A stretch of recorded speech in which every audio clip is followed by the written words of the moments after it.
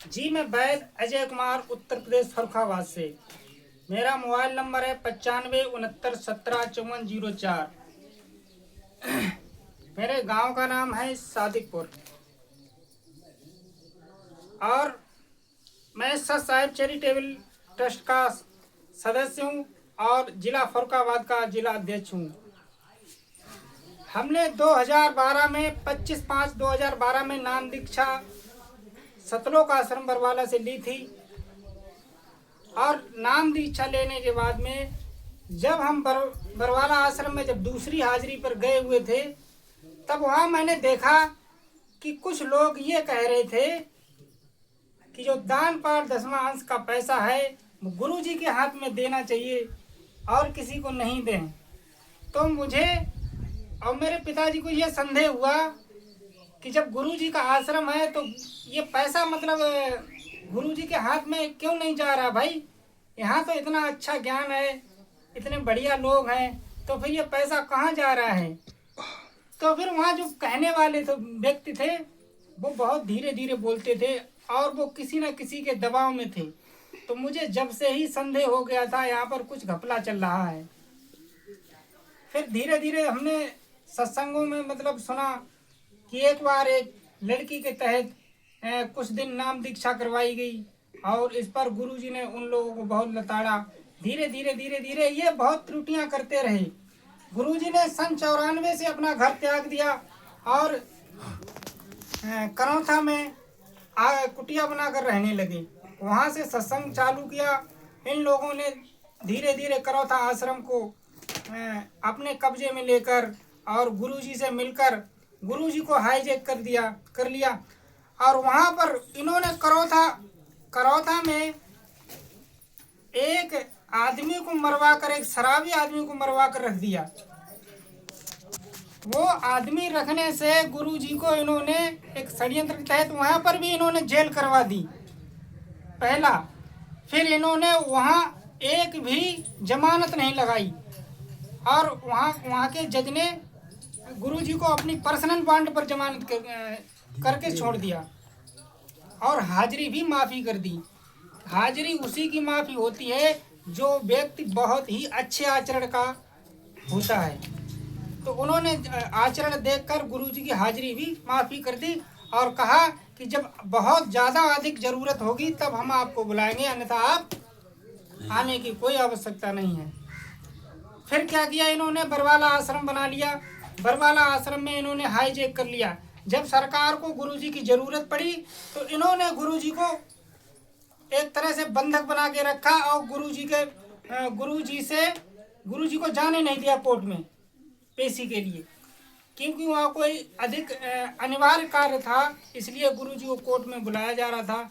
लेकिन जो भी कोर्ट से कुछ व्यक्ति आते थे, कुछ लोग आते थे गुरुजी को कुछ सूचना देने के लिए, ये लोग गुरुजी से मिलने ही नहीं देते थे और अपना ही इन्हें उल्टा सीधा गाली देकर भगा देते थे।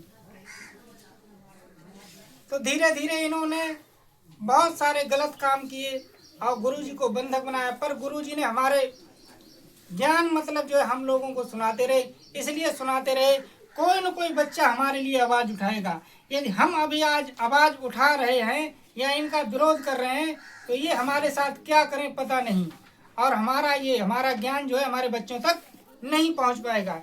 इसलिए हमारे गुरुजी निरंतर सत्संगों के द्वारा हमें अवगत कराते रहे।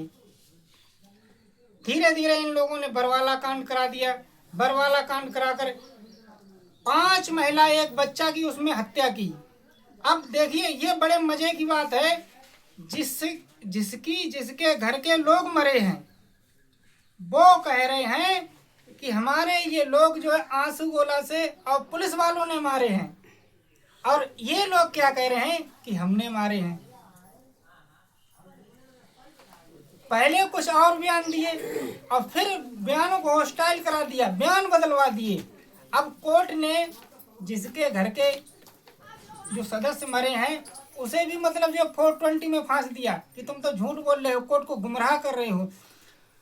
और वहाँ पर तो जज साहब गुरुजी को सजा देने को राजी नहीं थे, पर इन लोगों ने ही, इनके घर वालों ने, इनके लड़कों ने विपरीत हो गए। इनके लड़के क्या कह रहे कि मेरे बाप ने मेरी नाक कटवा दी है, इतना गलत काम किया है कि मुझे कहीं मुंह दिखाने के लायक नहीं छोड़ा। और आज ये कहते हैं कि वो तो परमात्मा है, वो तो भगवान है, वो तो लीला कर रहे हैं। इन्होंने इस तरह से एक षड्यंत्र के तहत गुरुजी को जेल में डलवा दिया और अपना पूरे साम्राज्य के मठाधीश बने बैठे हैं। अरबों रुपए जाता है इनके पास एक एक दिन में। हमारे फर्रुखाबाद जिला से 5 लाख रुपया महीने पर जाता है।